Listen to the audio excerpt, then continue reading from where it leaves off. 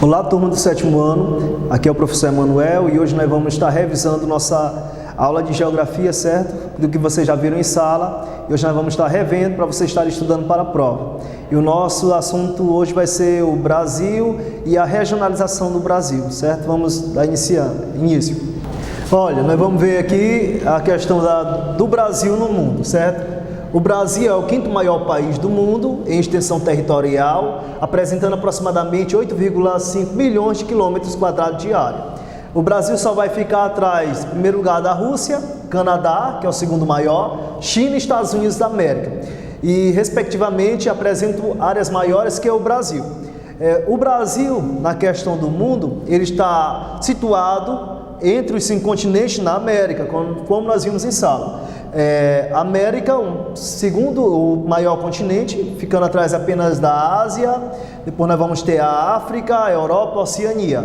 Entre todos esses continentes, o Brasil está localizado na América, mas a América também está dividida em 3 porções: América do Norte, América Central e América do Sul. E entre essas porções nós vamos ter o Brasil na América do Sul. Só relembrando que o Brasil faz fronteira com quase todos os países da América do Sul, exceto Chile e Equador. Todos os demais fazem fronteira com o Brasil, e o Brasil é o maior país da América do Sul. Ele pega 47% do território sul-americano, certo? Relembrando isto e analisando aqui novamente, nós vamos relembrar da questão do hemisfério. Relembrando, o Brasil ele está totalmente no hemisfério ocidental. Quando vamos lembrar o quê? Meridiano de Greenwich, ele divide o globo terrestre em hemisfério oriental e hemisfério ocidental. O Brasil, em relação ao meridiano de Greenwich, está todo no hemisfério ocidental. A linha do Equador, vocês podem estar vendo aqui, ela divide o mundo em hemisfério norte e sul. Em relação à linha do Equador, o Brasil está 93% no hemisfério sul e 7% no hemisfério norte. Então, só relembrando, linha do Equador divide o globo em hemisfério norte e sul, meridiano do Greenwich divide o globo em hemisfério oriental e ocidental. O Brasil está no hemisfério ocidental em relação ao meridiano de Greenwich, e em relação à linha do Equador, o Brasil está quase todo no hemisfério sul, certo?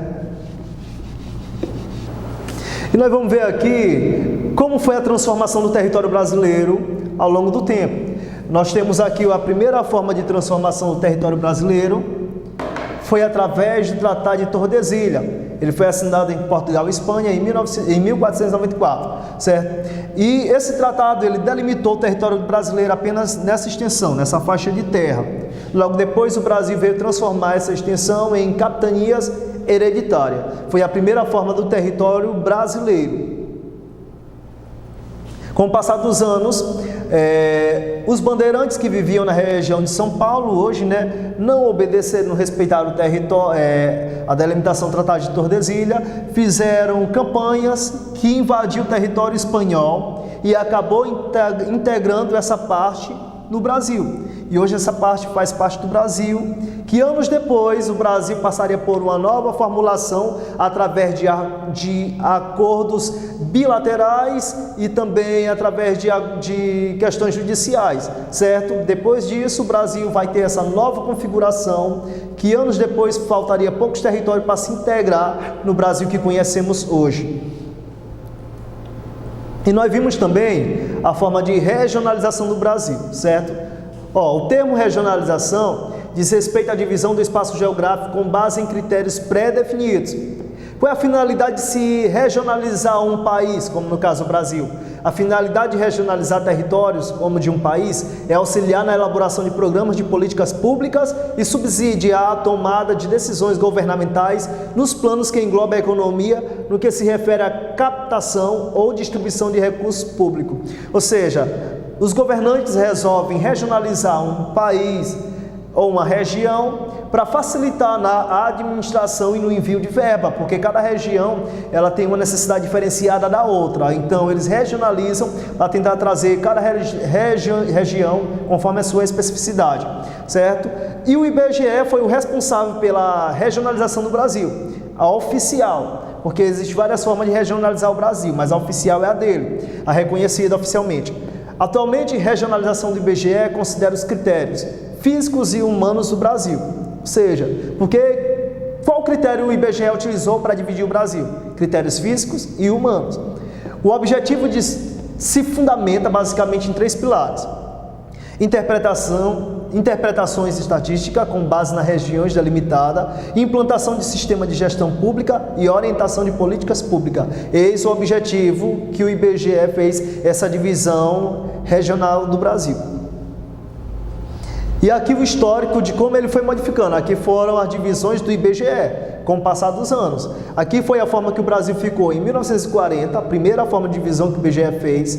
1945, como nós vimos em sala, não vou precisar detalhar agora, que tem no livro de vocês detalhado, nós estudamos. E ali, a partir de 1970, nós vamos ter uma modificação, 1970 essa aqui, perdão, e a mais atual, regionalização do Brasil, conhecida hoje, é esta aqui, dividida em 5 regiões, Norte, Nordeste, Centro-Oeste, Sudeste e Sul. Esta é a forma atual de regionalização que o IBGE deixou para o Brasil, respeitando os critérios sociais, certo? Mas existe só a regionalização do IBGE? Não. Houve também um geógrafo chamado Pedro Pinches, que fez também uma outra forma de regionalizar o Brasil. No caso da regionalização dele, nós vamos chamar regionalização geoeconômica. A outra forma que ele fez, ele é um geógrafo brasileiro. O que ele fez? Qual foi os critérios utilizados por eles? Social, histórico e econômico. Esses foram os critérios que ele utilizou para regionalizar o Brasil desta forma, que chamamos de regionalização geoeconômica. Pedro Pinches, em 1967, elaborou a regionalização geoeconômica do Brasil, conhecida também como complexos regionais. Ou seja, ele dividiu o Brasil em complexos. Nós vamos ter o complexo do Amazonas, o complexo Centro-Sul e o complexo do Nordeste. Ele fez esses 3 complexos, utilizando como critério, relembrando, nós vamos ter o critério social, histórico e econômico. Nós vamos, por exemplo, pegar aqui a questão econômica, a floresta amazônica, o Nordeste, como todos sabem, o índice de pobreza é grande em várias partes, e o Centro-Sul é a parte mais rica nessa regionalização dele, e ele vai pegar também, tem uma diferenciação do IBGE que ele não respeita limite territorial de estado. Ou seja, um estado pode fazer parte de 2 regiões aqui. No caso, o Maranhão, só relembrando como nós vimos, ele nessa divisão do Pedro Pincha faz parte de 2 complexos. O complexo Amazonas, que é a parte do Maranhão onde tem floresta amazônica, e o complexo do Nordeste, que é essa parte do Maranhão, a parte sul e leste do Maranhão, certo? Ou seja, ele não respeitou o limite estadual nesse complexo. E tem uma outra divisão também do Brasil, que é chamada regionalização 4 Brasis, que também não é oficial e não é do IBGE, mas foram o geógrafo que fez. Quem foram os geógrafos responsáveis? Milton Santos e Maria Laura Silveira. Eles apresentaram uma outra proposta que é chamado 4 Brasis. É como se fosse vários Brasis dentro de um só, certo? 4 Brasis.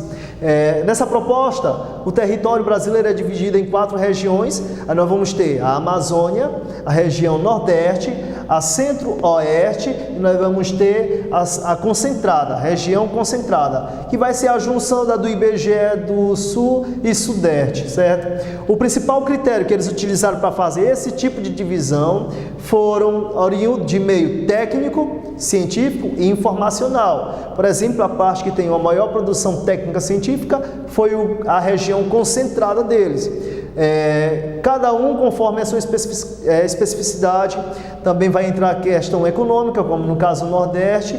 Por isso eles vão dividir o Brasil em 4 Brasis, bem diferente, como se fosse Brasis dentro de um só. Esse foi o critério utilizado por eles. E por último, que nós vimos foram os fusos horários. O Brasil, ele possui 4 fusos horários, como nós vimos. O motivo dele possuir a sua questão longitudinal em relação ao meridiano de Greenwich. O Brasil, ele está 4 horas atrasado em relação ao meridiano de Greenwich, digamos assim, 5 horas, perdão.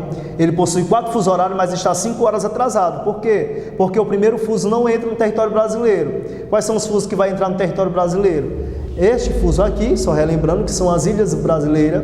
Nós vamos ter o segundo fuso, o o terceiro fuso horário, e nós vamos ter o quarto fuso horário, que vai ser o Acre e uma parte do estado do Amazonas. Então, o Brasil possui essa quantidade de fuso horário por causa da distância longitudinal em relação ao meridiano de Greenwich, e só relembrando que fazem essa divisão de fuso horário para poder o raio do Sol se concentrar de forma igual em todo o território terrestre, certo? Aí nós vimos também em aula que é preciso descobrir a diferença de fuso horário em relação de um para o outro. Eu fiz umas perguntas aqui, eu vou responder apenas a primeira e vocês depois fazem uma pausa no vídeo e respondam a segunda e a terceira e a quarta, para relembrar, porque vai ter questão na prova sobre isso. Mas eu fazendo a primeira, vocês vão dar conta em casa, certo? Olha só, primeira pergunta. Se na Bahia forem 6 horas, que horas serão em Acre? Aí nós vamos olhar aqui, Bahia, Acre. Quantas horas de diferença tem a Bahia do Acre? 2 horas. Se na Bahia são 6 horas, que horas será no Acre? Se tem 2 horas de diferença, o Acre está atrasado em relação à Bahia, que está adiantado. Então, como é que eu faço? Eu vou pegar como? Para fazer isso, para saber que hora vai ser no Acre se lá são 6 horas. Simples. Eu pego as 6 horas da Bahia, que a pergunta está querendo, o horário da Bahia, e vou subtrair pelo número de diferença de horas do Acre. 2. Como o Acre está atrasado, nós vamos utilizar o sinal de subtração. 6, a quantidade de hora de diferença, 2. 6 menos 2 vai dar quanto? 4, não é? Então, se na Bahia são 6 horas, no Acre serão 4 horas, porque o Acre está atrasado 2 horas em relação à Bahia, certo? Tá aí o primeiro. Segundo, Brasília. Se na Bahia são 6 horas, que horas serão em Brasília? A mesma hora, 6 horas, porque Brasília, Distrito Federal, está dentro do mesmo fuso horário que o estado da Bahia, certo? Se na Bahia são 6 horas, que horas serão em Fernando de Noronha? Fernando de Noronha está neste fuso horário, nas Ilhas Brasileiras. Não é o mesmo fuso horário da Bahia. Fernando de Noronha está adiantada 1 hora em relação à Bahia. Então, nesse caso, eu vou pegar as 6 horas da Bahia e eu não vou subtrair, porque Fernando de Noronha está adiantado 1 hora a diferença, então vou pegar mais 6 mais 1, 7 horas. Então, Fernando de Noronha está 1 hora mais do que na Bahia. Quando Bahia for 6 horas, em Fernando de Noronha serão 7 horas. E se na Bahia são 6 horas, que horas serão no Acre? O Acre está atrasado, Acre não, Roraima. Roraima está atrasado 1 hora em relação à Bahia, certo? Olha só, o fuso da Bahia, o fuso de Roraima. Como é que eu farei isso? Se está atrasado, eu vou pegar as 6 horas da Bahia. Se é atraso, eu vou subtrair a hora de diferença, que é 1. 6 menos 1, que dá 5. Se na Bahia são 6 horas, que horas serão em Roraima? 5 horas, porque tem 1 hora de diferença, certo? E em São Paulo? Se na Bahia são 6 horas, que horas serão em São Paulo? Também não vai haver modificação, porque o estado de São Paulo está no mesmo fuso horário que na Bahia, certo? Dando essas dicas, vocês irão saber responder essas demais questões que eu deixei aqui. E estude para a prova e obrigado pela atenção.